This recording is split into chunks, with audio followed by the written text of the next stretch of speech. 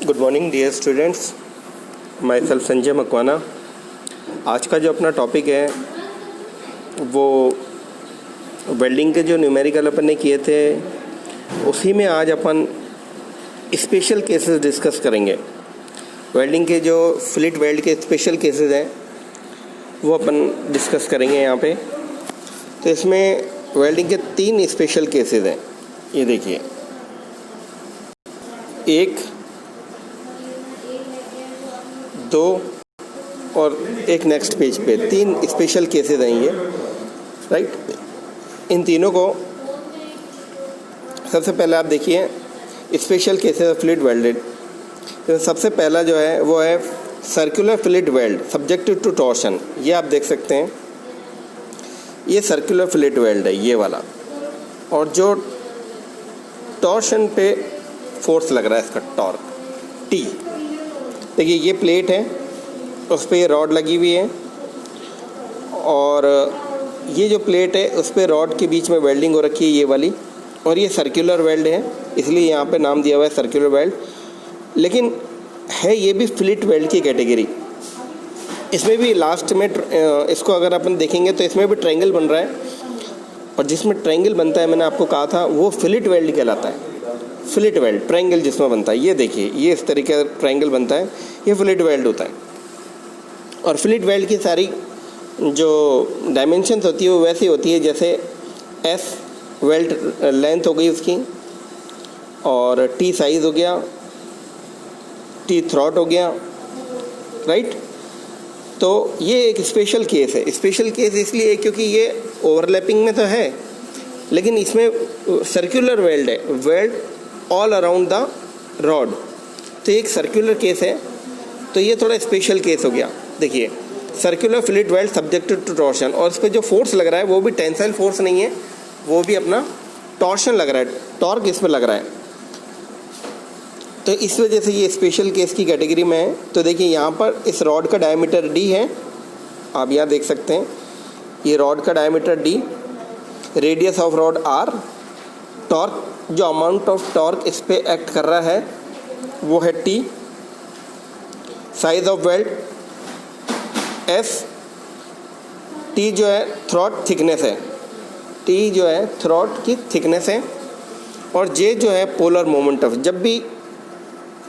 जब हम बात करते हैं कि टॉर्क की, तो पोलर मोमेंट ऑफ इनर्शिया इस वेल्डिंग सेक्शन पे एक्ट करेगा, राइट। तो ये इसका पोलर मोमेंट ऑफ इनर्शिया है, pi T d³/4। Circular section के अंदर जो ट्रायंगल बन रहा है, ये ट्रायंगुलर के क्रॉस सेक्शन एरिया का जो पोलर मोमेंट ऑफ इनर्शिया है वो है, राइट। तो इसमें कुछ ही नहीं करना अपन को। अब क्योंकि ये टॉर्शन वाला केस है, तो यहाँ जो स्ट्रेसेस अपन को निकालनी है वो अपनी इस फॉर्मूले से निकलेगी, और वो फॉर्मूला है T/J = Fs/R, where T is the torque, amount of torque is to be applied on the rod, J is called polar moment of inertia, Fs is called shear stress, and R is the radius from the neutral axis to the outermost fiber। जो neutral axis है उससे outermost fibre जो है वहाँ तक की दूरी जो है वो R है, रेडियस। अब यहाँ जो है अपन को वो स्ट्रेस की वैल्यू अपन को निकालनी है, तो इसके लिए अपन ने इस फॉर्मूले को रीअरेंज किया। तो टाउ यहाँ एफ की जगह टाउ है, ये देखिए आप, एफ की जगह टाउ है, स्ट्रेस है, दोनों स्ट्रेस को शो कर रहे हैं। अब ये श्योर है कि जब भी टॉर्क लगता है, आपको ध्यान होना चाहिए कि जब भी टॉर्क लगता है तो जो स्ट्रेस आती है वो आती है शेयर स्ट्रेस, राइट। जो स्ट्रेस आती है वो आती है शेयर स्ट्रेस। तो यहाँ अपन को शेयर स्ट्रेस निकालनी है, तो शेयर स्ट्रेस निकालने के लिए अपन ने इसको अलग रख दिया, और यहाँ अपन ने इस R को T के साथ मल्टीप्लाइड करा। ये देखिए यहाँ पर ये R multiplied by T torque divided by polar moment of inertia. अब यहाँ जो है अपन इनकी वैल्यूज पुट कर देंगे। यहाँ R की जगह अपन ने लिखा d/2 because it is half of the diameter, और यहाँ से अपन ने पोलर मोमेंट ऑफ इनर्शिया की जो वैल्यू J की वो अपन ने यहाँ इस नीचे इधर पुट कर दी। तो ये हो गया T × d/2 pi T d³/4, और इसको फिर अपन ने सिंप्लीफाई किया, इसको सॉल्व किया, तो हमारा जो स्ट्रेस का फॉर्मूला है वो है 2T पाई टी d²। एक d से ये d कट जाएगा क्यूब वाला, राइट। ये 2 से ये 4 कट जाएगा तो यहाँ 2 आ जाएगा। तो ये जो नया अरेंजमेंट है वो हो जाएगा हमारा 2t pi T D Q D square. तो ये फॉर्मूला। अब यहाँ जो t है, जैसे मैंने आपको पहले वाले थ्योरी में बताया था, अपने ड्राइव भी किया था कि जो t है थ्रॉट का एरिया वो s sin 45 that is s 0.707, ये इसकी वैल्यू है s 707। तो इसको अपन यहाँ पर पुट कर देंगे, ये जो है ये अपन पुट कर देंगे यहाँ पर।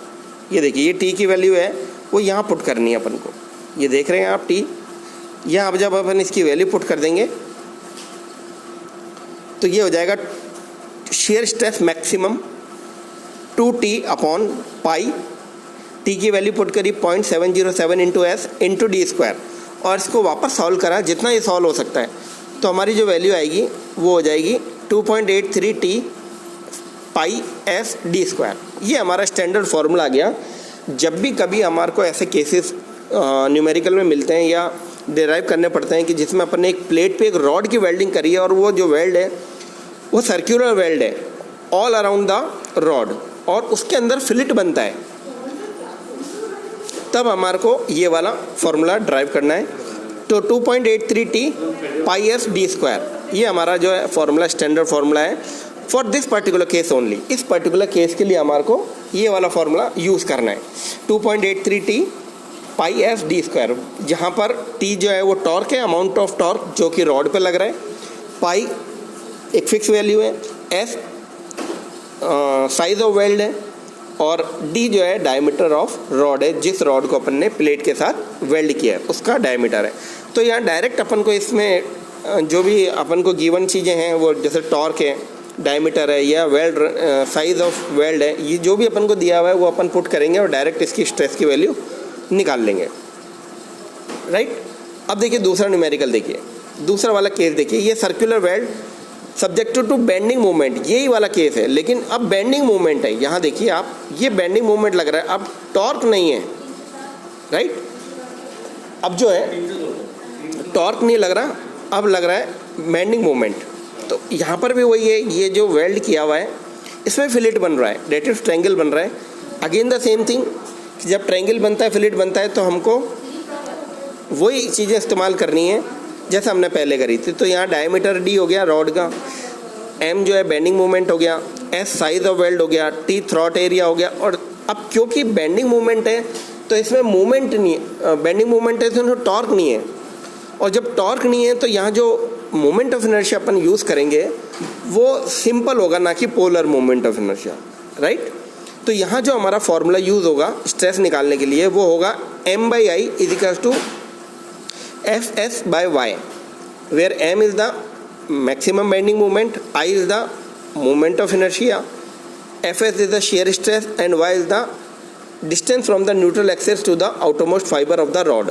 रॉड का जो सेंट्रल एक्सिस है उससे आउटरमोस्ट फाइबर की बात अपन इसलिए करते हैं क्योंकि वह जो स्ट्रेस होती है वो मैक्सिमम होती है। सबसे ज़्यादा स्ट्रेस आउटरमोस्ट फाइबर पे आती है और सबसे कम स्ट्रेस जो होती है वो हमारी सेंट्रल एक्सिस पे रहती है, न्यूट्रल पे, इसीलिए उसको न्यूट्रल एक्सिस भी बोलते हैं। तो ये जो y का डिस्टेंस है ये अपना रेडियस का आधा हो जाएगा, डेट इज d/2। अब आपको पता है जैसे सेक्शन मॉड्यूलस यहाँ टर्म यूज़ करिए, ये देखिए ये सेक्शन मॉड्यूलस। तो सेक्शन मॉड्यूलस क्या होता है, I/y, that is moment of inertia divided by distance y। तो इन दोनों टर्म का जो रेशियो है उसको अपन बोलते हैं सेक्शन मॉड्यूलस। और अगर अपन इसको सॉल्व करके वैल्यू निकाल लें तो यहाँ तो खैर स्टैंडर्ड वैल्यू दे रखी है पाई टी डी स्क्वायर बाय 4, लेकिन अगर अपन वैसे भी निकालना चाहें, जैसे यहाँ पर मोमेंट ऑफ इनर्शिया दिया हुआ है, ये देख सकते हैं आप पाई टी डी क्यूब बाई 8, इसमें अपन d/2 का भाग लगाएं तो भी यही आएगा। तो ये डायरेक्ट एक टर्म बना दी, नई term, the ratio of moment of inertia upon Y. तो उसको अपन सेक्शन मॉड्यूलस बोलते हैं, और वो सेक्शन मॉड्यूलस सेक्शन के अकॉर्डिंग होता है। जैसे यहाँ ट्रायंगल सेक्शन है तो ट्रायंगल के अकॉर्डिंग अपन यहाँ पर निकाल लेंगे पाई टी डी स्क्वायर बाय 4, ये स्टैंडर्ड है। अब यहाँ अपन वैल्यू पुट करेंगे m और z की। तो z की वैल्यू अपन ने पुट करी पाई टी डी स्क्वायर बाय 4, तो 4m upon pi T D square, ये अपन ने वैल्यू निकाल दी इसकी, और ये स्टैंडर्ड वैल्यू। और यहाँ पर अपन ने अगेन टी की वैल्यू जो अपन ने देखा था ये वाली, ये देख सकते हैं आप, एस साइन 45.707 इंटू एस, ये वापस अपन इस टी की वैल्यू के अंदर रख देंगे। और जब अपन इस टी के अंदर वैल्यू रख देंगे तो ये हमारी वैल्यू आ जाएगी यहाँ पर, ये देखिए आप, ये नई वैल्यू जो हमारी है वो है 4m अपॉन, यहाँ अपन ने नीचे लिखा पाई इंटू टी की वैल्यू लिखेंगे 0.707 into S into D square. और इसको सॉल्व करने के बाद जो हमारी नई वैल्यू आएगी वो आ जाएगी स्ट्रेस, जिसको अपन बोलते हैं बेंडिंग स्ट्रेस। बेंडिंग मूवमेंट लग रहा है तो बेंडिंग स्ट्रेस आएगी। तो ये जो बेंडिंग स्ट्रेस है वो हो गया 566 m पाई एस डी स्क्वायर, ये हमारी बेंडिंग स्ट्रेस आ गई फॉर दिस पर्टिकुलर केस। ये जो हमारा बेंडिंग मूवमेंट लग रहा है इस रॉड के ऊपर और इसको जो वेल्ड किया अपन ने, इसकी ये बेंडिंग स्ट्रेस आई है सिग्मा बी मैक्सिमम। तो पहले वाले केस में शेयर स्ट्रेस निकाली थी अपन ने क्योंकि टॉर्क लग रहा था, और यहाँ बेंडिंग मूवमेंट लग रहा है तो अपन ने बेंडिंग स्ट्रेस निकाली है सिग्मा बी, वो ये रही 5.66 m पाई एस डी स्क्वायर। तो ये दोनों स्पेशल केस हैं और इन दोनों स्पेशल को डायरेक्ट फार्मूला रख के अपन को यूज़ करना है। अब इसके अलावा एक तीसरा ये देखिए, ये हमारा थर्ड केस है, long fillet weld subjected to torsion. ये देखिए इसमें दो प्लेट्स हैं, ओवरलैपिंग में टी जॉइंट बना रही है और अपन ने वेल्डिंग करी है दोनों तरफ। और ये जो वेल्ड है अगेन इसमें भी वही है कि फिलेट का निर्माण हो रहा है, फिलेट डेवलप हो रहा है। ये देखिए ट्रायंगल, इस तरीके से ट्रायंगल बन रहा है। तो जब जब ऐसा ट्रायंगल बनेगा तब तक अपन एक ही टेक्निक काम में लेंगे। तो इसके अंदर जो है ऊपर टॉर्क लग रहा है, देखिए आप, तो ये टी टॉर्क अमाउंट है, एल लेंथ ऑफ वेल्ड है, ये देख सकते हैं आप length of weld, S size of weld, T throat, और J polar movement of inertia. Polar movement of inertia इसलिए क्योंकि यहाँ पर टॉर्क लग रहा है, क्योंकि टी लग रहा है टॉर्क, तो पोलर मूवमेंट ऑफ इनर्शिया। तो यहाँ पर जो है पोलर मूवमेंट ऑफ इनर्शिया जो इस पर्टिकुलर के लिए निकालेंगे अपन वो है T into L cube by 12। लेकिन दो एरिया हैं, देखिए एक ट्रायंगल अपना यहाँ बन रहा है और एक ट्रायंगल अपना दूसरी तरफ, डबल वेल्ड किया हुआ है, तो दो एरिया हो जाएंगे। तो दो एरिया का पोलर मोमेंट ऑफ इनर्शिया भी डबल हो जाएगा, तो वो हो जाएगा T into L cube by 6 into 2, right. और फिर अपन इसको उसी वाले फॉर्मूले में रखेंगे, that is T by J is equals to F S by R. इस वाले फॉर्मूले में अपन इसको पुट करेंगे और इसकी वैल्यू जो है वो आ जाएगी T is equals shear stress, तो T into L by 2 upon T into L cube by 6। इसको अपन जब सॉल्व करेंगे काटने के बाद, जैसे यहाँ पर अपन ने देखा कि यहाँ 2 से ये 6 कट जाएगा, ये 2 से 6 कटेगा, L से L स्क्वायर कट जाएगा, तो 3T T into L square, ये हमारा फॉर्मूला आ गया। और इसको अपन मैक्सिमम टॉर्क को शेयर स्ट्रेस को अपन लिखेंगे 3T 0.707 S into L square. और यहाँ जो अपन वैल्यू लिख देंगे इसकी,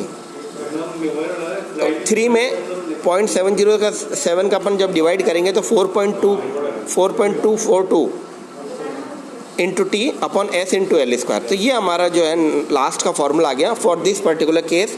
ये जो पर्टिकुलर केस है हमारा जिसमें टॉर्क लग रहा है, दो साइड वेल्डिंग है और फिलेट वेल्ड बन रहा है, तो ऐसे स्पेशल केसेस के अंदर ये अपन डायरेक्ट फार्मूला लगा के और इसको स्ट्रेसेस को निकालेंगे और डायरेक्ट न्यूमेरिकल के अंदर भी अपन को डायरेक्ट वैल्यूज इसकी काम में लेनी है। तो ये 3 स्पेशल केस थे जो कि वेल्डिंग के अंदर हैं, तीनों पे बेस्ड न्यूमेरिकल भी आ जाते हैं और इनके डेरिवेशन इज़ वेरी सिंपल। मैंने आपको बताया कि जहाँ टॉर्क लग रहा है वहाँ आपको ये वाला फार्मूला काम में लेना है। ये देखिए T by J is equals to F S by R, ये जो फार्मूला है हमारा, ये फार्मूला हमारा लगता है जहाँ पर किसी प्लेट के ऊपर टॉर्क लग रहा हो तब हमारा ये वाला फार्मूला काम में आएगा, और जब किसी प्लेट के ऊपर मोमेंट लग रहा हो, बेंडिंग मोमेंट लग रहा हो, तब हमारा m by I is equals to F B by Y, ये हमारा फार्मूला लगेगा। तो इन दोनों फार्मूलेस की हेल्प से हमें स्ट्रेसेस निकालनी है, जहाँ टॉर्क लग रहा है वहाँ शेयर स्ट्रेस निकालनी है, और जहाँ पर बेंडिंग मोमेंट लग रहा है वहाँ पर बेंडिंग स्ट्रेस निकालनी है। तो इस तरीके से अपन इन स्पेशल केसेस को अपन सॉल्व करेंगे। तो ये स्पेशल केस है जिसका डेरिवेशन प्लस न्यूमेरिकल भी आ सकता है, तो उसके लिए अपन को डायरेक्ट फार्मूला अपन को इस्तेमाल में लेने, काम में लेने। तो मेरे को उम्मीद है आपको समझ में आया होगा, क्योंकि सिंपल केसेस अपन ने कर लिए। सिंपल केसेस जो वेल्डिंग के थे, डबल वाले, transfer weld, parallel fillet weld, वो मैंने आपको समझाए इससे पहले वाले लेक्चर्स में, और ये स्पेशल केसेस थे, राइट। तो मेरे को उम्मीद है कि आपको अच्छी तरह समझ में आ गया होगा। थोड़े इसके न्यूमेरिकल आप सॉल्व न्यूमेरिकल करके देखिएगा, फिर सॉल्व के बाद थोड़े अनसॉल्व करिएगा, तो उसके बाद फिर आपको और थोड़ी से कॉन्फिडेंस डेवलप हो जाएगा। थैंक यू, धन्यवाद।